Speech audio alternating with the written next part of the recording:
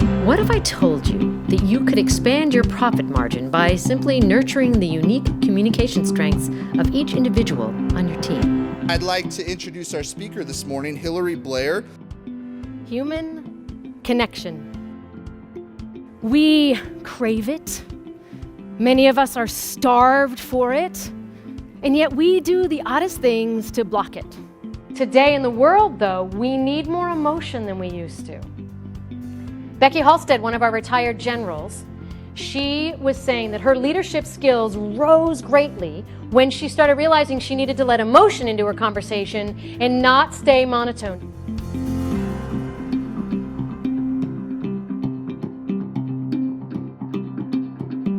Too often, I hear the people with whom I work, coach, one-on-one in big groups, CEOs of companies, students, and they will say, I was in a meeting with someone and they said something and I lost my confidence. No. They said something and you got uncomfortable.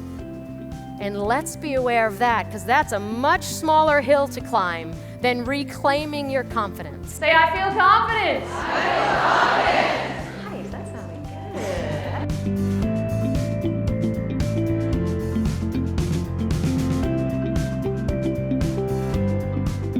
An executive presence has many arenas, mostly verbal being voice, nonverbal, all the things that we connect with nonverbal, which we'll go through, and then messaging, how you share message. We want our voices to float. They should float. It should be easy to speak. The breath flows. It comes up from our lungs. It passes through our vocal folds, and out comes our voice. Power source, sound source, voice. The very beginning, I had you exhale just to get you in your body, right? Exhale. To be here. They hire these incredible, unique personalities, and then they put them into the system and they start shaving off the individuality. And so two things are happening. One is when they don't feel seen and heard and they are like, wait a minute, I'm no longer myself, they cause more friction. And the other thing is then we lose them.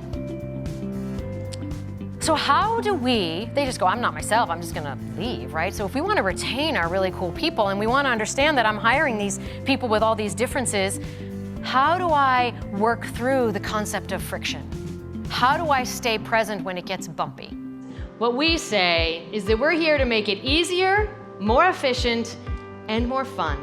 And that's when the ROI shifts. Hilary Blair has this uncanny ability to look and work with people to let them be more themselves when they speak and present in a great way.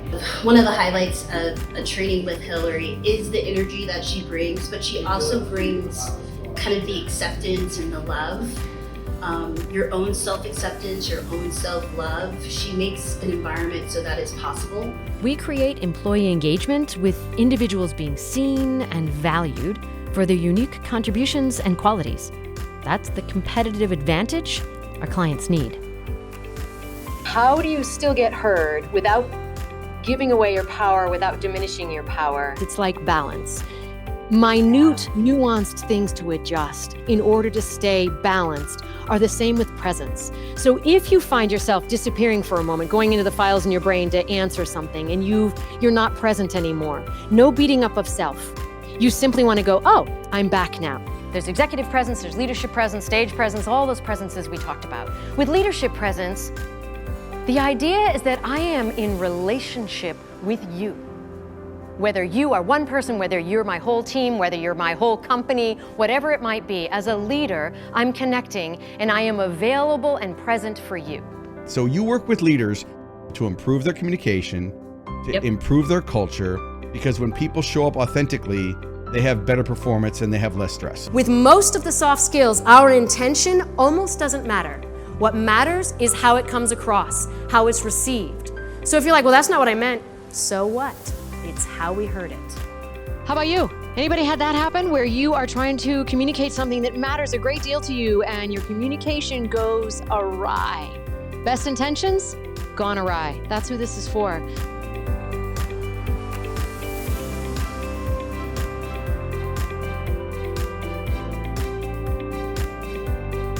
If you ever have the opportunity to attend a training by Hilary Blair, I highly encourage you to do so.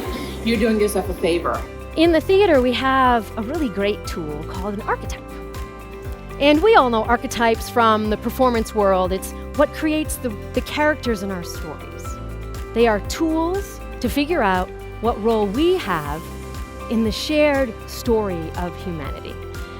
The next 90 minutes or so, depending how it goes, are all about you.